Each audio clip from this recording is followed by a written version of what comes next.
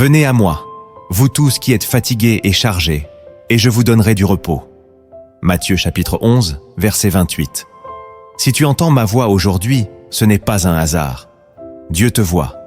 Il connaît le poids invisible que tu portes. Il sait que tu t'efforces de rester fort pendant que ton âme crie en silence. Ce message est pour toi, et il vient à un moment précis, car le Seigneur a besoin que tu l'entendes immédiatement. Reste avec moi jusqu'à la fin, car Dieu veut parler à ton cœur d'une manière que tu n'oublieras jamais. Abonne-toi dès maintenant à cette chaîne Lumière en Christ et aime cette vidéo si ton cœur reconnaît la voix du ciel. Tu découvriras dans quelques instants les clés spirituelles qui peuvent restaurer ton âme, raviver ta foi et te relever là où tu pensais tomber. Et si tu ressens que ce message est pour toi, écris en commentaire « Je ne suis pas seul. Dieu me voit ». Lorsque le prophète Élie s'est écroulé sous un genêt, demandant à Dieu de mourir, ce n'était pas un abandon, mais l'expression d'une fatigue profonde, spirituelle, existentielle. Et que fit Dieu? Il ne le condamna pas.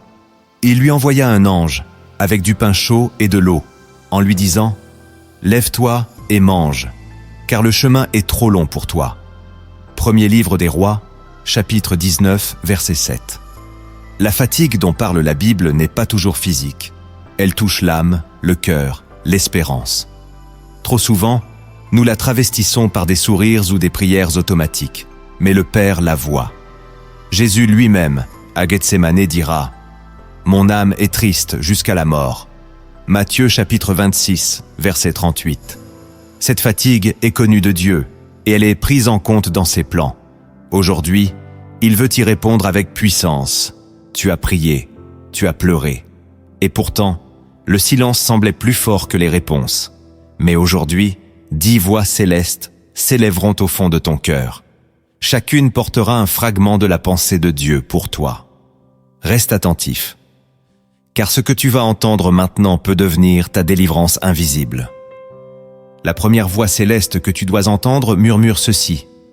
Ta fatigue n'est pas un échec, c'est une invitation. Tant de croyants s'accusent lorsqu'ils sentent leur foi faiblir.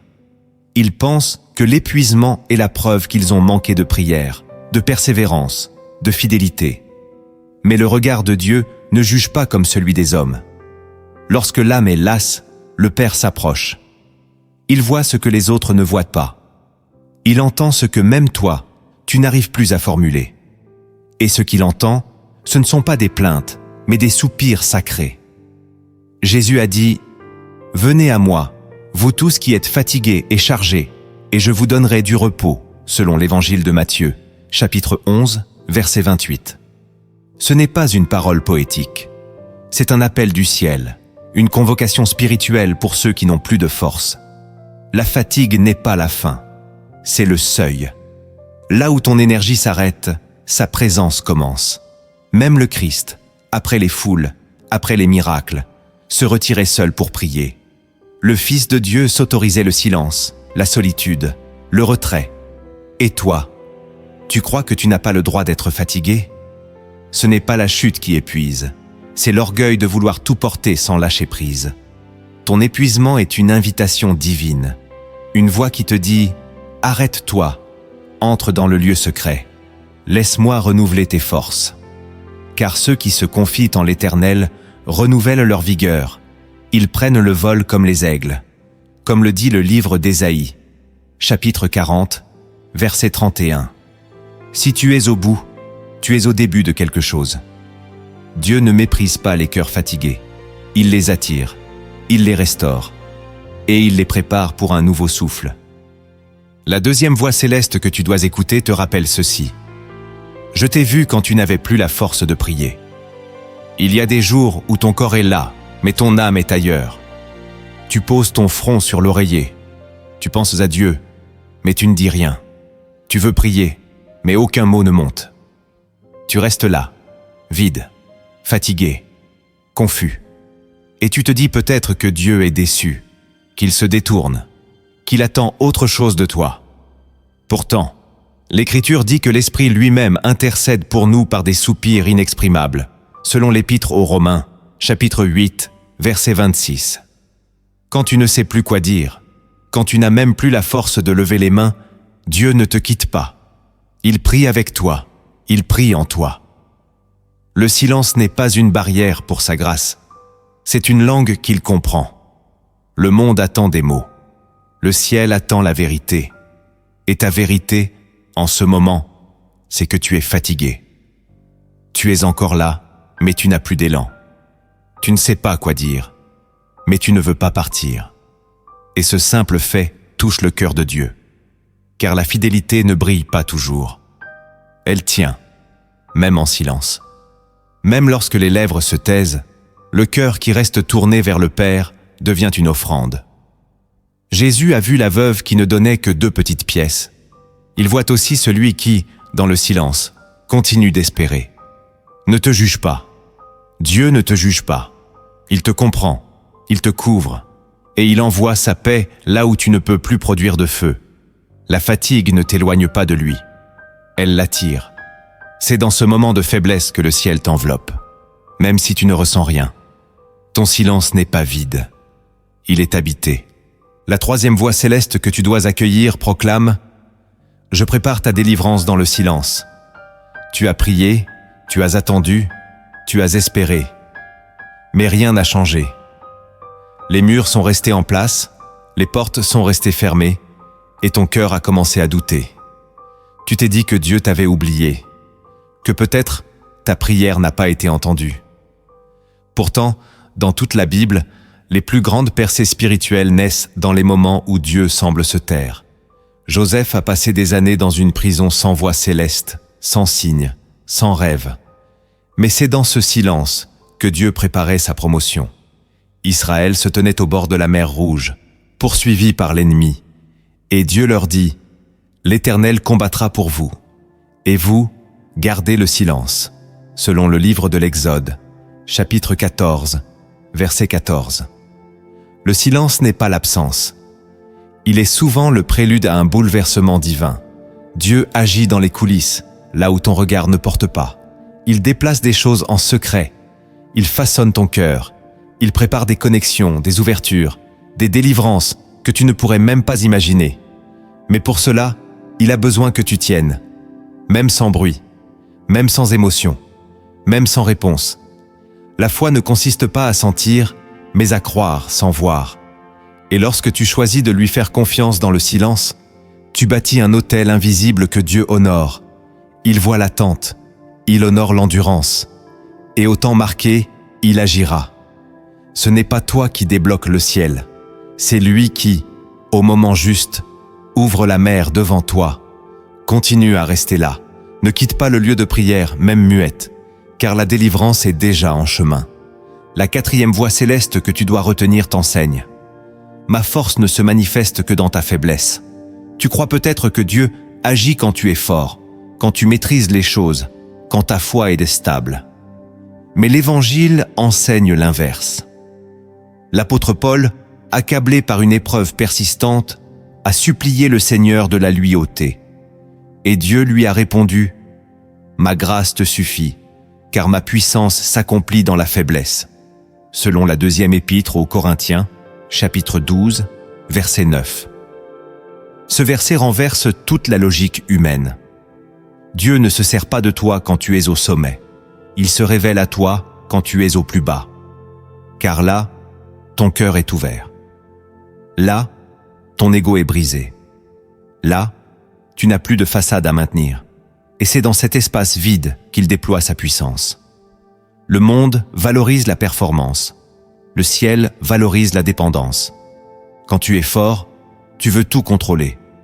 Mais quand tu es faible, tu es prêt à t'abandonner. Et c'est là que Dieu agit. Pas pour t'humilier, mais pour t'élever par sa propre main. Ta faiblesse n'est pas une faute. C'est un sol fertile. C'est le lieu exact où sa grâce descend. Alors ne la cache pas, ne la nie pas, offre-la. Dis-lui, je n'ai plus rien, mais je suis à toi, et regarde ce que l'Éternel fera, car il ne méprise jamais celui qui se brise devant lui. Il habite avec celui qui a le cœur contrit. Ce que tu vis en ce moment n'est pas une défaite. C'est un espace sacré, une terre de visitation. La cinquième voix céleste que tu dois entendre résonne comme une promesse. Je suis resté avec toi pendant la tempête, même quand tu m'as oublié. Tu t'es peut-être éloigné. Tu as cessé de prier. Tu t'es senti sec, vide, abandonné. Et tu as cru que Dieu s'était détourné de toi. Mais l'Écriture déclare « Voici, je suis avec vous tous les jours, jusqu'à la fin du monde », selon l'Évangile de Matthieu, chapitre 28, verset 20. Tous les jours, même les jours sans foi, même les jours sans force, même les jours où tu ne l'as pas regardé. Dieu ne t'aime pas parce que tu fais tout bien. Il t'aime parce que tu es à lui. Et son amour n'est pas réactif. Il est constant. Il ne quitte pas la barque pendant la tempête. Il dort peut-être, comme Jésus, mais il est là. Et c'est sa présence, pas ton zèle, qui t'a gardé en vie. Chaque nuit où tu as pleuré seul, il était là.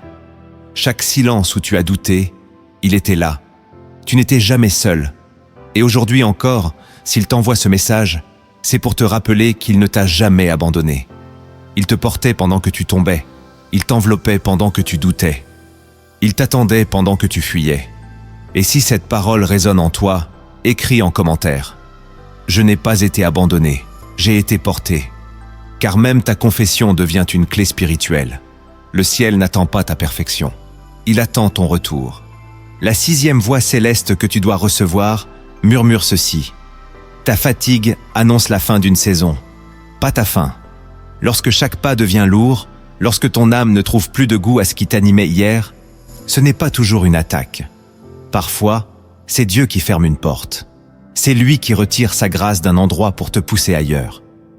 Le prophète Élie, après avoir accompli de grandes choses, s'est soudain écroulé sous un genêt, demandant la mort.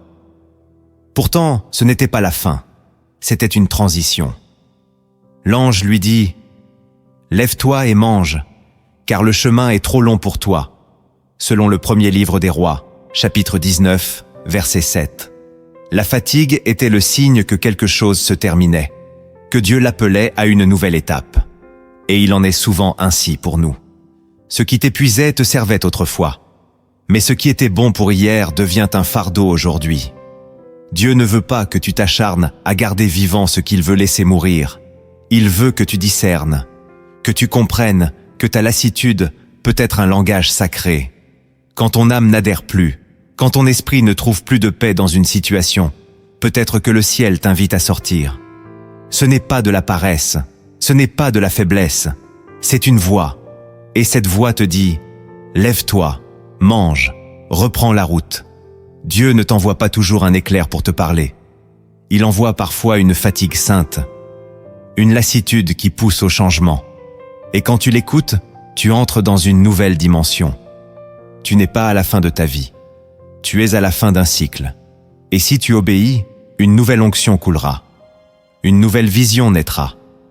Mais pour cela, il faut que tu acceptes de laisser mourir ce que Dieu a fini de bénir. Ce n'est pas la fin. C'est une mue. La septième voix céleste que tu dois reconnaître te rappelle. Même dans ton épuisement, tu es encore un témoin. Tu te crois inutile. Tu regardes ton état, ton absence d'énergie, ton silence prolongé, et tu te dis « Je ne sers plus à rien ». Mais Dieu ne pense pas comme toi. Il ne mesure pas ton impact à ta performance. Il ne te valorise pas selon ta productivité. L'Évangile valorise ceux qui tiennent bon, même quand tout semble leur échapper. Paul dira à Timothée « J'ai combattu le bon combat, j'ai achevé la course, j'ai gardé la foi », selon la deuxième épître à Timothée, chapitre 4, verset 7. Ce n'est pas la victoire visible qui compte, c'est la fidélité invisible. Et même dans la poussière, tu es un exemple. Car il faut plus de foi pour continuer quand on est vidé que pour s'élancer quand on est fort. Ton endurance silencieuse devient un feu que Dieu utilise pour réveiller les cœurs endormis. Tu crois que tu n'évangélises plus, mais ton attitude parle. Tu crois que tu ne bénis plus, mais ta persévérance touche le ciel. Tu crois que tu es invisible, mais dans le monde spirituel, tu es observé. Il y a une gloire secrète dans ceux qui ne renient pas Dieu quand tout s'effondre. Et si tu es encore debout aujourd'hui, même blessé, même lent, même tremblant, tu es un témoin vivant de la fidélité divine. Le ciel t'honore, les anges te reconnaissent, Ton nom résonne dans les lieux célestes, non pas à cause de tes œuvres, mais à cause de ton endurance. Reste là, ne baisse pas la tête. Ton témoignage ne tient pas à ta force. Il tient à ton attachement, à ton amour, à ta foi silencieuse. Et Dieu fera de ton épuisement une prédication que les hommes n'oublieront jamais. Car les vrais témoins brillent plus fort dans l'obscurité. L'huitième voix céleste que tu dois entendre proclame « Je te reconstruis en secret, même quand tu crois t'effondrer. Tu vois des fissures, tu ressens des ruptures, tu entends l'écho du vide. Et tu te dis « Je suis en train de perdre pied. » Mais Dieu, lui, voit autre chose. Il voit un chantier, un lieu sacré de transformation. Il t'a déconstruit, non pour te détruire, mais pour reconstruire autrement. Comme le potier brise son vase pour en refaire un nouveau, il t'a brisé dans sa main, pas hors de sa main. L'Écriture dit « Comme l'argile est dans la main du potier, ainsi vous êtes dans ma main », selon le livre de Jérémie, chapitre 18, verset 6. Il ne t'a jamais lâché, il ne t'a jamais abandonné. Il travaille dans l'invisible, il creuse, il nettoie, il répare. Mais tout cela se fait sans bruit, dans les profondeurs de ton être. Tu ne vois pas encore le résultat. Tu ressens juste le vide, la douleur, l'incompréhension. Mais tout cela est normal. Toute construction commence par une démolition. Toute élévation commence par une excavation. Dieu creuse profond, car il veut bâtir haut. Et pour cela, il ne t'autorise plus à vivre en surface. Il te descend dans les fondations. Il y dépose sa parole, sa paix, son feu. Et bientôt, ce qui était ruine deviendra témoignage. Ce qui semblait perdu deviendra clé. Tu n'es pas en train de tomber. Tu es en train d'être refait. Et lorsque ce travail invisible sera achevé, tu seras méconnaissable. Pas par orgueil, mais par transformation. Car tu ne seras plus soutenu par tes efforts, mais par sa présence. Tu ne brilleras plus par tes dons, mais par sa gloire. Alors reste tranquille. Même si tu ne comprends pas, tu es entre ses mains, et c'est l'endroit le plus sûr pour être refait. La 9e voix céleste que tu dois écouter murmure « Je suis plus proche quand tu es vidé de tout. » Il y a une forme de proximité que Dieu réserve à ceux qui n'ont plus rien. Quand ton cœur est dénudé, quand ta bouche n'a plus de prière, quand tes mains sont vides, Dieu ne te rejette pas. Il s'approche. Il ne vient pas quand tu es fort. Il attend que tu sois vide. Vide de toi, vide de ton plan, vide de tes raisonnements. Alors seulement, il entre. L'Écriture dit « L'Éternel est près de ceux qui ont le cœur brisé, et il sauve ceux qui ont l'esprit dans l'abattement », selon le livre des Psaumes, chapitre 34, verset 19. Ce n'est pas une parole symbolique, c'est une réalité spirituelle. Quand tu es brisé, il descend, pas pour te juger, pour t'habiter. Il ne cherche pas des palais, il cherche des ruines à relever. Et quand il entre dans ton vide, il le remplit avec sa paix, une paix qui dépasse tout entendement. Tu n'as pas besoin de bien prier pour le sentir. Tu n'as pas besoin de mériter pour qu'il vienne. Tu as juste besoin d'être vrai, de dire « Je n'ai plus rien, mais je te veux encore ». Et c'est là que le ciel se penche. Dieu ne résiste pas au cœur dépouillé. Il les enveloppe, il les relève, il les restaure. Tu croyais que ton vide t'éloignait de Dieu, mais c'est justement ce vide qui l'attire. Ce que tu vis n'est pas une punition, c'est une invitation, un appel au cœur à cœur. Reste là, ne fuis pas, le Père est plus proche que jamais. La 10e voix céleste que tu dois retenir t'assure « Ce n'est pas toi qui tiens ta foi, c'est moi qui te tiens. Tu as essayé, tu as résisté, tu as combattu. Mais malgré tout, tu sens que tu n'en peux plus. Tu crois que c'est ta responsabilité de tout maintenir. Tu penses que si tu flanches, Dieu s'éloignera. Mais tu oublies une vérité essentielle.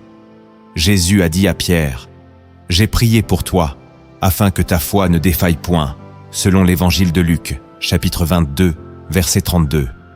Ce n'est pas Pierre qui a tenu sa foi, c'est le Christ qui a tenu Pierre. Et aujourd'hui, c'est la même chose pour toi. Tu crois que tu avances par tes forces, mais en réalité, c'est la grâce qui te porte. Tu crois que ta prière te garde, mais c'est l'intercession du ciel qui te soutient. Tu crois que tu tiens ta foi, mais c'est Dieu qui te tient toi. Et cela change tout.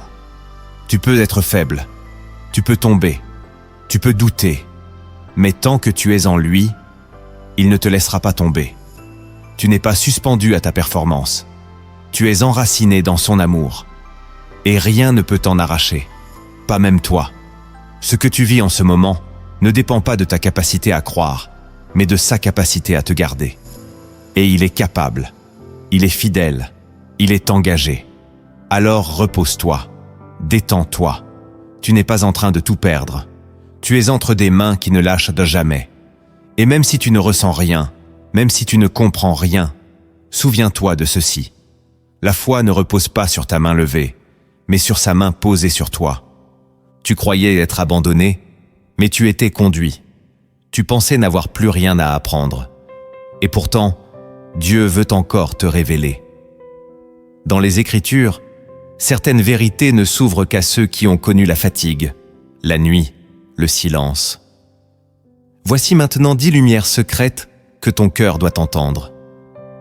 Car la lumière ne brille qu'au creux de l'obscurité. La première lumière secrète que tu dois recevoir est la suivante. Dieu entend mieux les soupirs que les discours. Tu as peut-être cru que ta prière devait être bien formulée, longue, remplie de mots puissants. Mais lorsque tu es fatigué, il ne te reste souvent qu'un souffle.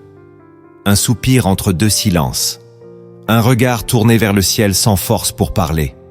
Et tu crois alors que Dieu ne t'écoute pas. Pourtant, l'Écriture déclare « L'Esprit lui-même intercède pour nous par des soupirs inexprimables », selon l'Épître aux Romains, chapitre 8, verset 26. Ce verset est une lumière pour celui qui ne sait plus prier. Dieu ne cherche pas tes performances vocales. Il cherche ton cœur. Et quand ton cœur se brise, il l'entend plus clairement que 1000 paroles. Le soupir que tu lâches dans ton oreiller résonne dans les cieux comme une alarme céleste. Il n'y a pas de prière plus puissante que celle qui naît dans la faiblesse, car elle ne dépend plus de l'homme, mais du Saint-Esprit. Les mots peuvent mentir. Le soupir ne ment jamais. Il est brut, vrai, sans filtre. Et Dieu aime la vérité, même quand elle est silencieuse. Tu n'as pas à forcer une prière. Tu dois simplement te présenter. C'est ton souffle fidèle qui fait trembler les murailles. Ton soupir est un témoignage. Il dit que tu es encore là, même vidé. Il dit que tu continues de croire, même sans feu. Et cela suffit pour toucher le cœur du Père. Ne méprise jamais les prières sans mots. Elles sont souvent les plus profondes, car elles viennent d'un endroit où le langage humain ne suffit plus, là où seul l'Esprit peut traduire l'état de ton âme. Et Dieu, lui, comprend cette langue parfaitement. Il y répond avec tendresse. La deuxième lumière secrète que tu dois accueillir te révèle ceci. La fatigue est parfois une réponse divine à ta prière.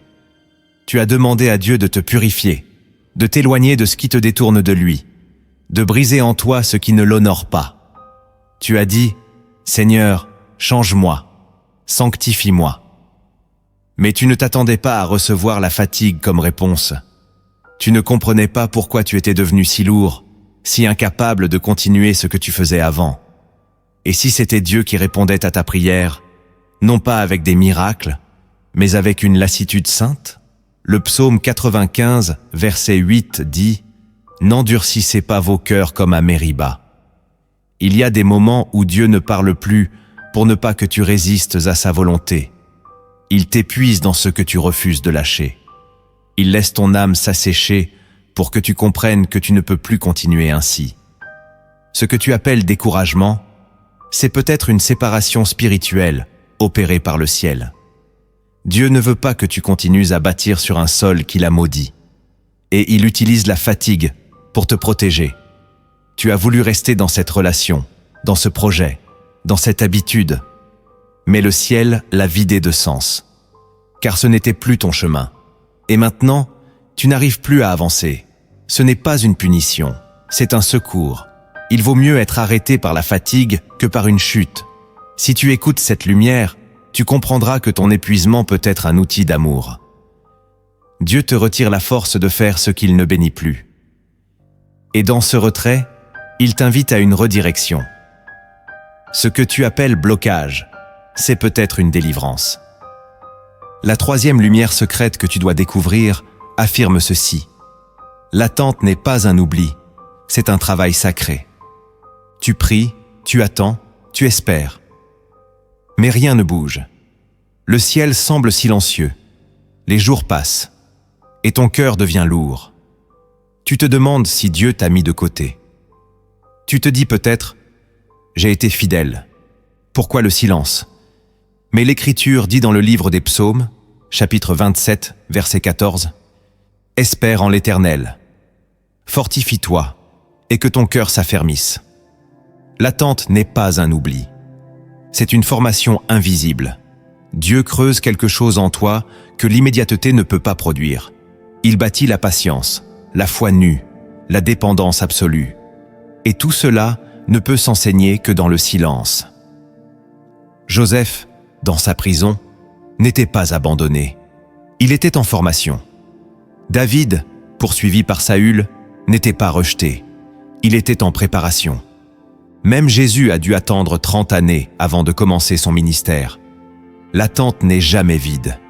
Elle est habitée. Mais tu dois changer de regard. Ce n'est pas du temps perdu. C'est un terrain d'approfondissement. Dieu te dépouille de l'urgence pour t'immerger dans la confiance. Il veut que ta foi tienne même quand le ciel ne répond pas. Il veut que tu l'aimes pour qui il est, pas seulement pour ce qu'il donne. Et cela, seule l'attente peut l'enseigner. Si tu acceptes cette lumière, tu cesseras de voir le silence comme un mur. Tu commenceras à le voir comme une main qui sculpte ton âme. Dieu ne t'a pas oublié, il t'enracine. La quatrième lumière secrète que tu dois saisir te dit « Dieu ne mesure pas ton amour par ta force, mais par ta fidélité. » Il y a des jours où tu n'as pas prié, des saisons où tu t'es éloigné, où tu as baissé les bras, où tu n'as plus rien ressenti. Et tu te dis peut-être que Dieu doit être lassé de toi, que ton amour pour lui est trop faible, trop fragile. Mais l'Évangile enseigne autre chose. Jésus dira à Pierre, « Simon, m'aimes-tu » Et Pierre, malgré ses fautes, répondra, « Seigneur, tu sais toutes choses. » C'est dans l'Évangile de Jean, chapitre 20 et 1, verset 17. Dieu ne cherche pas un amour parfait. Il cherche un amour vrai. Un amour qui revient, même après la chute. Un amour qui tient, même dans le froid. Ce que tu crois faible peut être précieux au ciel. Ce n'est pas ta ferveur qui mesure ton amour, mais ta fidélité. Es-tu encore là, malgré les épreuves? As-tu gardé ton regard sur lui, même dans l'obscurité? Si oui, alors ton amour est grand. Même si tu ne le vois pas, même si tu te juges. Car Dieu voit le fond, il voit la racine, pas seulement les fruits visibles, et il récompense la fidélité. Ce que tu crois insuffisant est souvent l'offrande la plus pure, car elle est donnée sans gloire, dans le secret, dans la fatigue, dans la lutte. Et cela, Dieu ne l'oublie jamais. Si tu es encore là aujourd'hui, c'est que ton amour pour lui est plus grand que ta force. Et c'est cela qui touche son cœur. La cinquième lumière secrète que tu dois recevoir éclaire ceci. Tu n'as pas besoin de comprendre pour obéir. Quand tu es fatigué, tu veux des réponses. Tu veux savoir pourquoi tu traverses cela, ce que Dieu veut faire, ce que tu dois changer. Mais parfois, le ciel ne répond pas à tes questions. Il donne seulement une direction. Comme à Abraham, à qui Dieu dit « Va-t'en de ton pays, de ta patrie et de la maison de ton père. » Selon le livre de la Genèse, chapitre 12, verset 1. Il n'y avait pas d'explication, juste un appel. Et Abraham est parti. L'obéissance précède souvent la compréhension. Tu veux comprendre avant d'agir. Dieu veut que tu avances dans la foi. Et cette foi est précieuse. Elle dit « Je ne vois rien, mais je te suis. » C'est dans cette obéissance que Dieu révèle ses plans. Pas avant. Il ne te montrera pas la fin tant que tu refuses le premier pas. Tu es fatigué, oui. Mais tu peux encore dire oui. Tu n'as pas la force de tout faire. Mais tu peux encore poser un acte d'obéissance. Lire un verset, fermer une porte. T'éloigner d'une tentation, dire non à une habitude, cela suffit. Dieu agit avec peu. Il éclaire ceux qui marchent, pas ceux qui restent immobiles. Alors même si tu ne comprends pas, avance. C'est en obéissant que la lumière viendra. La 6e lumière secrète que tu dois méditer te révèle ceci. Dieu est plus glorifié quand tu tiens bon dans le silence que quand tu chantes dans l'abondance. Il est facile de louer Dieu lorsque tout va bien. Facile de lever les mains quand ton cœur déborde de joie, quand les réponses pleuvent, quand ton corps est fort. Mais quand tu es fatigué, vidé, incompris, quand tu ne ressens rien et que tu es tenté d'abandonner, ta fidélité devient un parfum rare. L'Écriture dit « Même quand je marcherai dans la vallée de l'ombre de la mort, je ne craindrai aucun mal, car tu es avec moi. » Selon le livre des Psaumes, chapitre 23, verset 4. C'est cette marche dans l'ombre qui glorifie Dieu, pas seulement les célébrations au sommet. Quand tu continues à marcher, même lentement, même les yeux brouillés de larmes, le ciel s'incline. Ta fidélité dans la souffrance est une louange que les anges ne peuvent pas offrir. Eux ne connaissent pas la douleur. Toi, tu connais. Et pourtant, tu restes fidèle. Tu tiens, tu reviens. Tu dis encore « Amen », même dans le noir. Et cette obéissance sans émotion, cette persévérance sans reconnaissance, est une lumière éclatante devant Dieu. Ce que tu vis n'est pas une honte. C'est un témoignage invisible. Les plus grandes gloires ne se voient pas sur terre. Elles résonnent dans les lieux célestes. Et un jour, tu verras que ton endurance silencieuse a produit une moisson que tu n'aurais jamais pu imaginer. Dieu ne t'a jamais demandé d'être parfait. Il t'a demandé de rester. Et si tu es encore là, même fatigué, même vidé, c'est que sa grâce travaille encore en toi. Tu es une louange vivante, même sans voix. Et cela, le ciel ne l'oubliera jamais. La 7e lumière secrète que tu dois entendre affirme ceci. Ta valeur ne dépend pas de ce que tu fais pour Dieu, mais de ce que Dieu a fait pour toi. Le piège du découragement, c'est de croire que ton utilité définit ton importance. Tu ne pries plus comme avant? Tu ne sers plus comme autrefois? Tu te sens donc moins spirituel, moins digne, moins aimé. Mais la croix te dit autre chose. L'Écriture déclare « Dieu prouve son amour envers nous, en ce que, lorsque nous étions encore des pécheurs, Christ est mort pour nous. » Selon l'Épître aux Romains, chapitre 5, verset 8. Il t'a aimé avant que tu ne fasses quoi que ce soit. Il t'a choisi avant que tu ne serves. Il t'a sauvé alors que tu n'avais encore rien donné. Et ce fondement ne change pas. Si tu ne fais rien aujourd'hui, il t'aime quand même. Tu ne vaux pas moins aux yeux du ciel. Car ce qui te rend précieux, ce n'est pas ton service.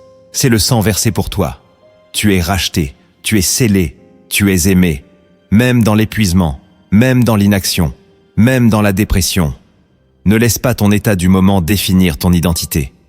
Tu es fils, tu es fille, pas employé. Tu n'as pas été embauché par Dieu, tu as été adopté. Et un enfant ne perd pas sa place quand il tombe. Il est relevé, consolé, rétabli. Si tu comprends cette lumière, tu sortiras du piège de la culpabilité religieuse.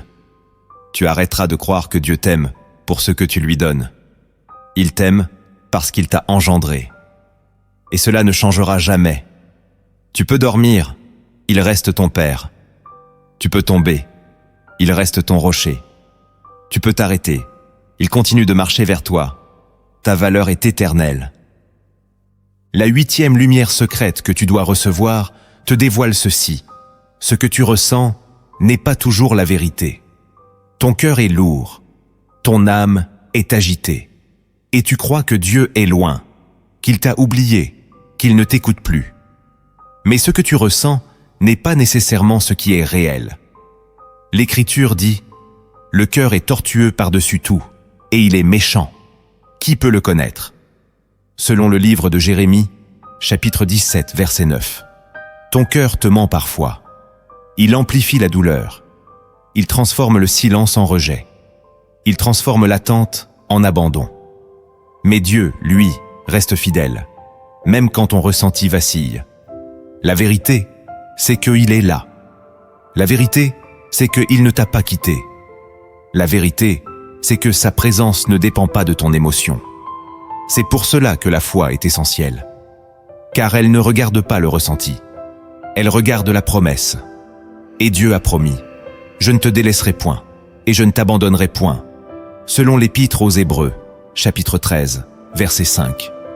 C'est une parole stable, une ancre, un repère. Et même si ton cœur doute, la promesse tient. Même si ton esprit se trouble, le fondement reste. Tu n'as pas à ressentir pour croire. Tu dois croire pour tenir.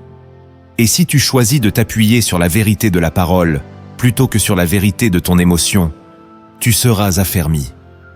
Tu retrouveras la paix. Tu sortiras du brouillard intérieur, car la vérité ne dépend pas de ce que tu ressens. Elle dépend de ce que Dieu a dit. Et ce qu'il dit, il l'accomplit. La 9e lumière secrète que tu dois embrasser affirme « Dieu se souvient de tout ce que tu as semé, même dans l'oubli. » Tu te dis peut-être « J'ai tant donné, tant prié, tant servi. À quoi bon ? Tu as aimé, tu as semé, tu t'es sacrifié, mais aujourd'hui tu es fatigué. Et tu as l'impression que tout cela a été vain. » Mais le Seigneur te répond par cette parole. Dieu n'est pas injuste pour oublier votre travail et l'amour que vous avez montré pour son nom. Selon l'Épître aux Hébreux, chapitre 6, verset 10. Rien de ce que tu as fait n'est oublié. Pas une prière, pas une larme, pas une aide offerte dans le secret. Dieu est témoin de chaque geste, même ceux que toi-même tu as oubliés. Il garde la mémoire de ton amour, et ce que tu crois perdu est en fait en train de mûrir. Les semences mettent du temps à germer. Certaines restent enfouies des années avant d'éclore. Et ce n'est pas parce que tu ne vois rien que rien ne se prépare. Le ciel est en train d'activer une moisson que tu ne soupçonnes pas. Tu crois que tu as perdu du temps. Mais tu as bâti un héritage. Ce que tu as semé dans les larmes, tu le récolteras dans la joie. Garde confiance. Ta fatigue ne va pas effacer tes semences. Au contraire, elle va les sanctifier. Car Dieu n'est jamais redevable. Il honore ceux qui lui ont tout donné, même quand ils n'ont plus rien à offrir. La 10e lumière secrète que tu dois garder en toi proclame « Ce n'est pas la fin, c'est un tournant sacré ». Tu crois peut-être que tout est terminé. Tu regardes ton cœur épuisé, ton esprit usé, ta foi abîmée, et tu te dis « C'est la fin ». Mais dans le royaume de Dieu, les fins sont souvent des commencements. L'Écriture dit « Voici, je vais faire une chose nouvelle, elle est déjà en germe, ne la reconnaîtrez-vous pas ?» Selon le livre d'Ésaïe, chapitre 43, verset 19. Ce que tu vis comme un effondrement est peut-être une naissance. Dieu t'a conduit au bout d'une saison, au bout de toi-même, non pour t'abandonner, mais pour te reconstruire. Il t'a dépouillé, non pour te punir, mais pour te repositionner. Et cette fatigue profonde que tu ressens est le signe que tu ne peux plus faire les choses comme avant. Tu es en transition. Une étape se termine, une autre commence. Mais entre les deux, il y a ce creux, ce lieu sans direction, sans clarté, sans feu. Et c'est là que Dieu parle, c'est là qu'il redéfinit.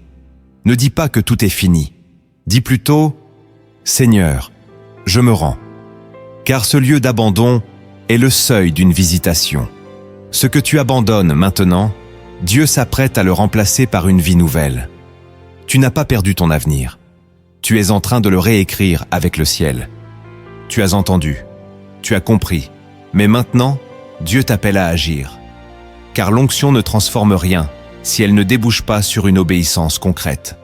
Voici 7 semences de transformation que tu dois planter dans ton quotidien. Chacune est une réponse vivante à ce que Dieu t'a révélé. Ce n'est plus l'heure d'écouter, c'est l'heure de marcher. La première semence de transformation que tu dois planter est celle du silence sacré. Ton âme est fatiguée, car elle a été trop exposée.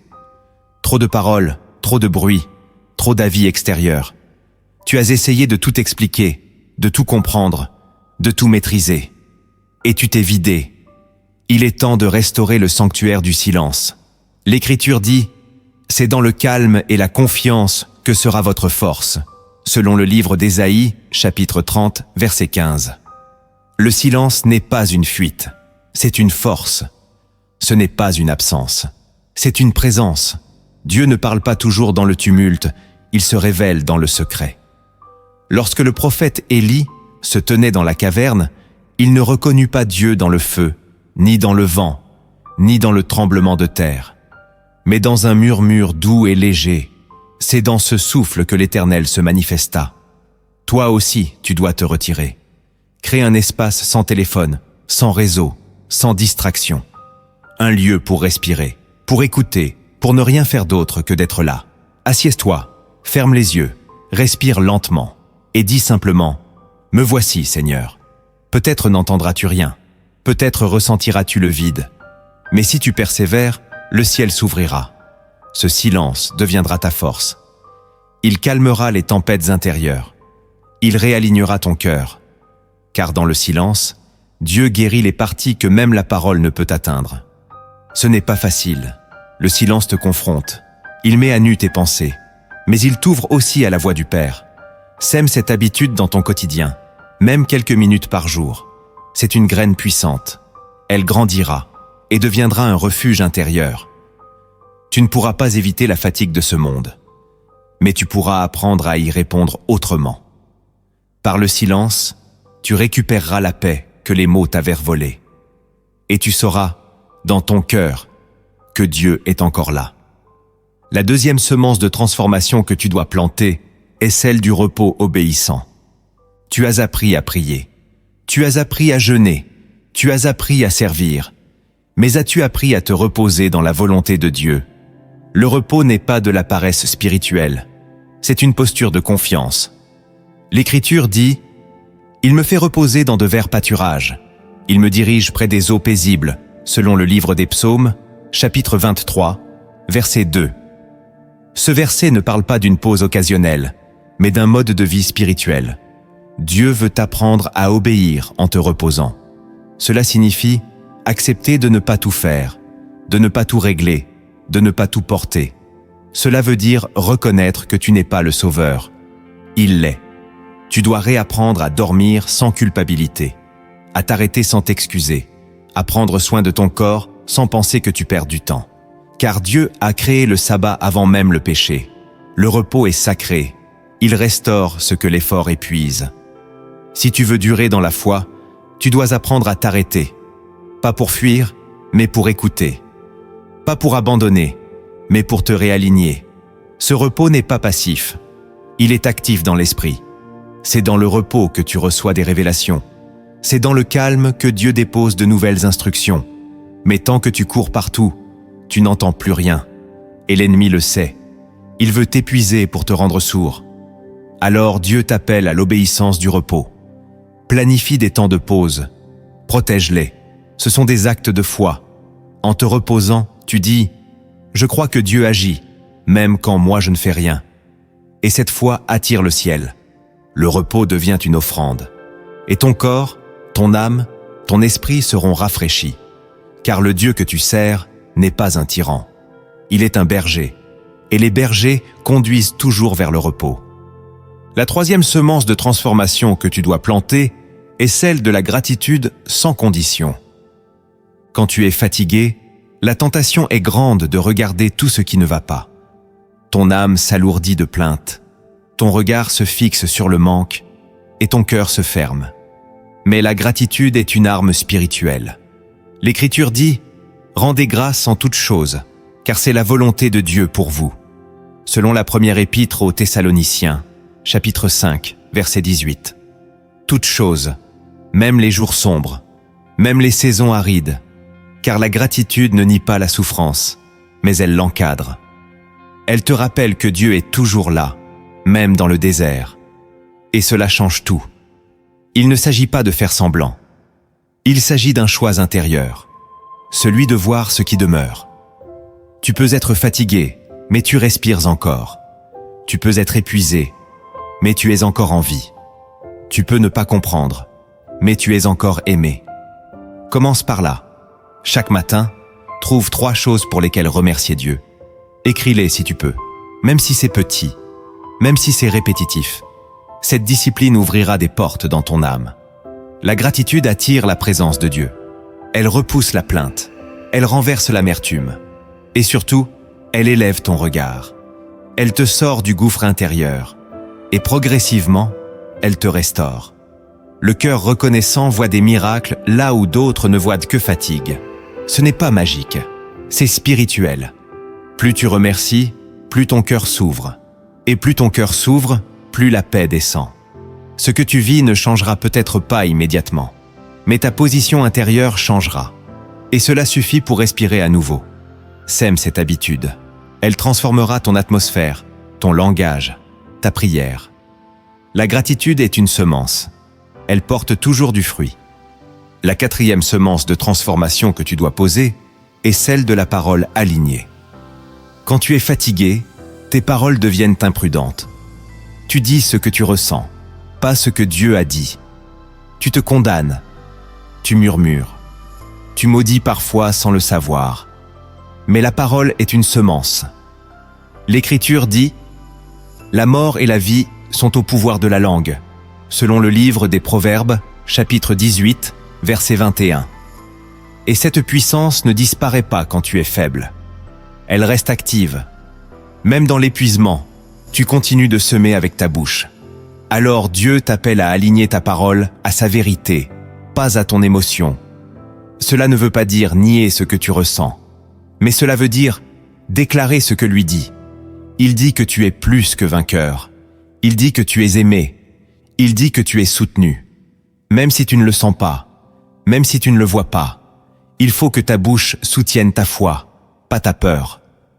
Commence par corriger une parole chaque jour, une phrase que tu répètes souvent, mais qui te détruit. Remplace-la par une vérité biblique, même à voix basse, même seule, car la foi vient de ce que l'on entend. Et ce que tu entends de ta propre bouche a un impact. Tu es ton premier prophète. Si tu proclames l'échec, tu te condamnes. Si tu proclames la vie, tu te relèves. Ce que tu dis aujourd'hui prépare ton état intérieur de demain. Alors parle comme un enfant de Dieu, même fatigué. Sème des mots qui guérissent, qui élèvent, qui réparent. Ta langue peut devenir une source de restauration. Utilise-la comme Dieu l'a prévu, pour bénir. La 5e semence de transformation que tu dois faire germer est celle de la persévérance silencieuse. Tu as peut-être arrêté d'avancer parce que tu ne vois plus de résultats. Tu as prié, tu as semé, tu as attendu, et rien n'a changé. Alors tu t'es dit, à quoi bon continuer? Mais l'Écriture dit, ne vous lassez pas de faire le bien, car au temps convenable vous moissonnerez. Selon l'Épître aux Galates, chapitre 6, verset 9. Ce verset est un rappel. Le ciel voit, le ciel compte, le ciel répond. Mais il agit selon son temps, pas le tien. Et entre la semence et la moisson, il y a le silence. Ce silence n'est pas l'échec, c'est l'épreuve de la persévérance. Tu n'as pas besoin de voir pour avancer. Tu dois seulement croire et continuer. Un jour à la fois, une prière à la fois, une décision à la fois, même sans émotion, même sans feu. Car ce que tu fais en silence a plus de poids que tu ne le crois. Le monde célèbre l'instantané. Dieu récompense l'endurance. Et si tu tiens bon, même dans la fatigue, tu verras sa main. Peut-être pas comme tu l'espères, mais toujours comme il l'a promis. Ta fidélité attire sa fidélité. Ta constance ouvre le ciel. Ne t'arrête pas maintenant. Tu es plus proche de la percée que tu ne l'imagines. La moisson est en route. Continue. La 6e semence de transformation que tu dois arroser est celle du service discret. Quand tu es fatigué, tu te retires. Tu t'isoles. Et c'est compréhensible. Mais attention, l'ennemi veut que tu confondes isolement et restauration. L'un guérit, l'autre affaiblit. Dieu ne t'a pas appelé à te cacher, mais à semer, même dans le peu. L'Écriture dit « Chacun de vous met au service des autres le don qu'il a reçu », selon la première épître de Pierre, chapitre 4, verset 10. Tu n'as pas besoin de faire beaucoup, tu as besoin de faire vrai. Le service discret ne cherche pas la reconnaissance. Il bénit dans le silence. Tu peux encourager quelqu'un par un message. Tu peux prier en secret pour une âme. Tu peux bénir sans rien dire. Et dans ces petits gestes, Dieu agit puissamment. Car ce n'est pas la grandeur de l'acte qui compte, c'est l'amour qu'il porte. Et cet amour guérit ton cœur autant que celui de l'autre. Le service te reconnecte au cœur de Dieu. Il te sort de toi. Il t'allège. Il redonne du sens à ta marche. Tu n'es pas un réservoir vide. Tu es une source cachée. Même dans la sécheresse, il y a toujours une goutte d'eau en toi à offrir. Et quand tu donnes malgré la fatigue, le ciel le voit. Tu crois te vider. En réalité, tu es renouvelé, car il y a plus de joie à donner qu'à recevoir. Tu ne dois pas attendre d'être fort pour servir. Tu dois servir avec ton reste. Et Dieu le multipliera. Il transformera ton petit en miracle. Et ton cœur fatigué, en instrument de consolation. La 7e semence de transformation que tu dois planter est celle de l'espérance indestructible. Tout autour de toi semble figé. Tu regardes ta vie et tu te demandes si quelque chose changera un jour. Tu ne sens plus de feu. Tu ne vois plus de lumière. Et pourtant, Dieu veut que tu gardes l'espérance, car l'espérance est une force.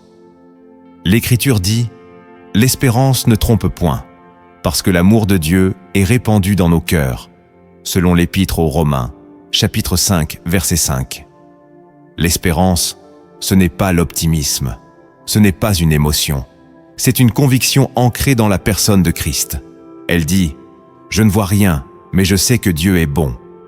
Cette semence-là, quand tu l'arroses, change tout. Elle éclaire ton visage, elle fortifie ton âme, elle t'empêche de mourir à l'intérieur. Et elle attire le regard de Dieu, car l'espérance est une louange sans musique. Elle proclame la fidélité divine, même sans preuve visible. Cultive-la, parle-la, nourris-la avec les promesses de Dieu. Relis ses paroles, prophétise sur ta vie. Dis à ton âme, espère en Dieu, car je le louerai encore. C'est ce que disait David dans le livre des Psaumes, chapitre 42, verset 6. Et tu dois dire la même chose, car cette espérance est ton ancre. Elle t'empêche de dériver, elle te tient debout, et elle prépare la terre pour le miracle. Ne la lâche pas, même dans la nuit, car l'aurore viendra. Le royaume de Dieu se révèle parfois à travers des histoires simples, mais chargées de mystères. Ce que les mots expliquent difficilement, les images de l'esprit le révèlent avec puissance. Écoute maintenant cette parabole inspirée des cieux. Elle cache une clé spirituelle qui pourra réveiller ton cœur fatigué et réorienter ta marche. Ouvre ton esprit et laisse Dieu parler. Il était une fois un homme appelé Élior, qui vivait dans un village asséché par les vents du temps. Jadis, il était fort, rempli de foi, toujours debout pour aider les autres. Mais au fil des années, les tempêtes de la vie avaient courbé son dos, et la lassitude avait éteint la lumière dans ses yeux. Il priait moins, parlait peu, se retirait souvent dans les champs arides pour être seul. Un jour, alors qu'il marchait sans but, il aperçut au loin une forme étrange dans le sol. C'était une vieille graine, noire, sèche, à peine visible. Curieux, il la ramassa. Un vieil homme apparut alors, vêtu d'un manteau de lin, le regard brûlant comme le feu d'un autel ancien. « Pourquoi t'arrêtes-tu pour une graine morte ?» demanda-t-il. Élior répondit presque honteux. « Je ne sais pas, peut-être parce qu'elle me ressemble. » Le vieil homme s'approcha, prit la graine et la lui remit dans la main. Ce n'est pas une graine morte, c'est une semence céleste. Elle ne pousse pas avec l'eau des rivières, mais avec les larmes du cœur. Plante-la, même si tu n'as plus d'espoir.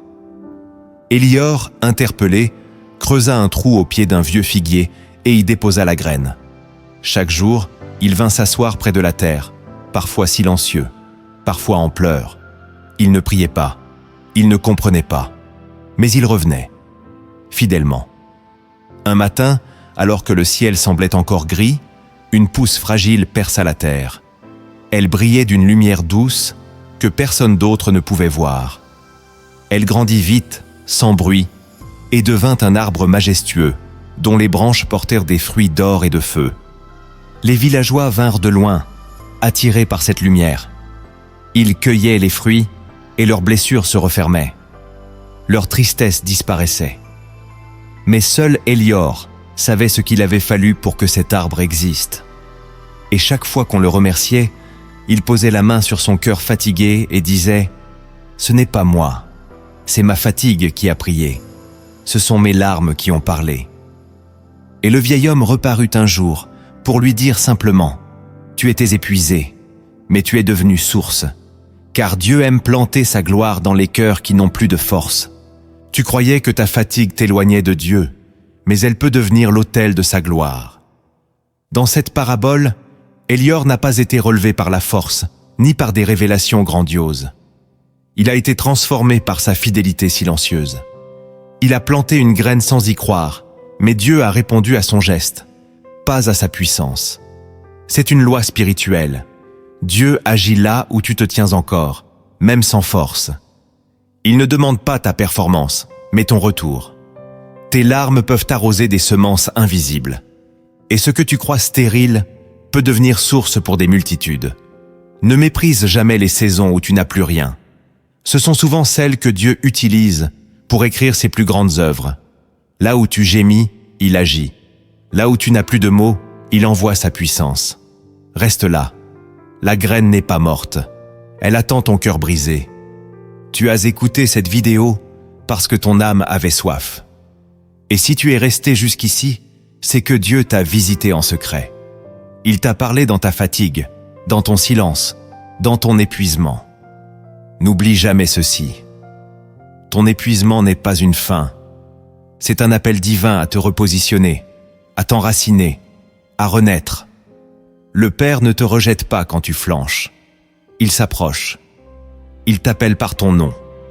Et aujourd'hui, il a planté en toi 7 semences de transformation. Maintenant, c'est à toi de les cultiver. Si ce message a parlé à ton cœur, partage-le à quelqu'un qui traverse lui aussi une saison d'épuisement.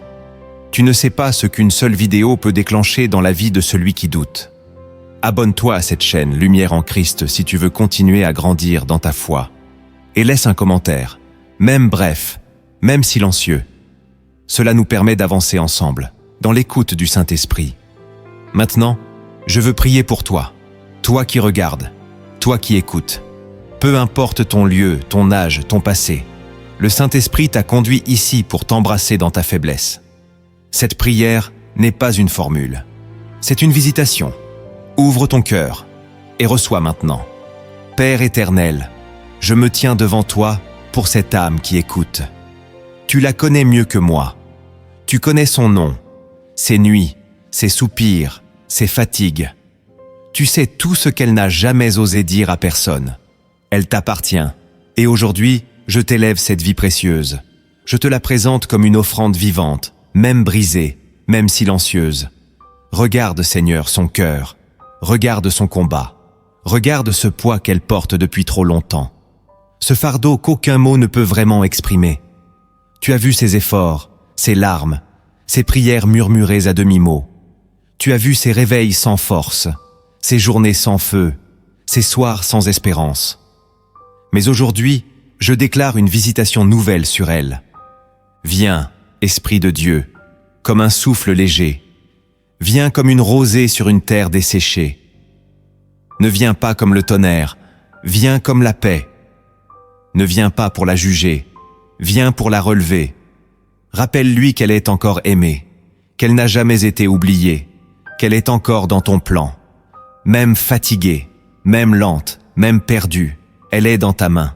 Maintenant, Seigneur, je prie pour sa famille, pour ses enfants, pour son couple, pour ses frères et sœurs, pour les parents qui ne croient peut-être pas encore. Je prie pour que la paix entre dans chaque maison connectée à cette vie, que là où il y avait des cris, il y ait maintenant du calme, que là où il y avait des tensions, ton esprit souffle la réconciliation. Je brise toute parole de malédiction prononcée dans sa lignée, et je libère une bénédiction générationnelle sur sa famille. Je prie aussi pour ses finances. Seigneur, tu vois les dettes, tu vois l'angoisse devant les factures, tu vois la peur de manquer, la honte de dépendre, la fatigue de toujours compter chaque centime. Mais toi, tu es Jéhovah Jireh, le Dieu qui pourvoit. Tu n'as pas changé. Ouvre des portes. Donne du pain où il n'y en avait plus.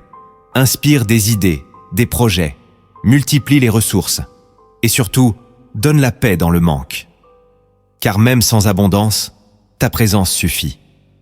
Que cette personne sache qu'elle ne sera jamais abandonnée à la fin. Que chaque besoin soit comblé selon ta richesse et non selon ses capacités. Je prie pour ces projets. Seigneur, il y a des rêves que personne ne connaît, des choses qu'elle a portées dans le silence, des visions mises de côté par lassitude. Rappelle maintenant ce que tu lui avais dit autrefois. Réveille les promesses anciennes. Relève ce qui était enterré. Donne des confirmations. Donne du courage. Donne la force de recommencer, de réécrire, de réessayer. Et si ce n'était pas ton chemin, donne la paix pour tourner la page. Mais si c'est de toi, Seigneur, donne l'huile pour continuer. Que tout ce qui est conforme à ta volonté s'ouvre avec facilité surnaturelle. Envoie les bonnes personnes, détourne les mauvaises, protège son avenir des pièges invisibles. Je te présente maintenant sa santé.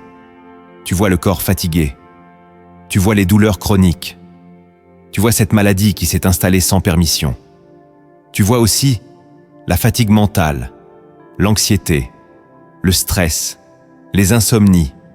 Je proclame ton nom, Jéhovah Rapha, le Dieu qui guérit. Que ton feu vienne maintenant sur chaque cellule, chaque organe, chaque pensée troublée. Qu'un vent de guérison souffle, qu'il y ait des témoignages, des examens renversés, des douleurs disparues.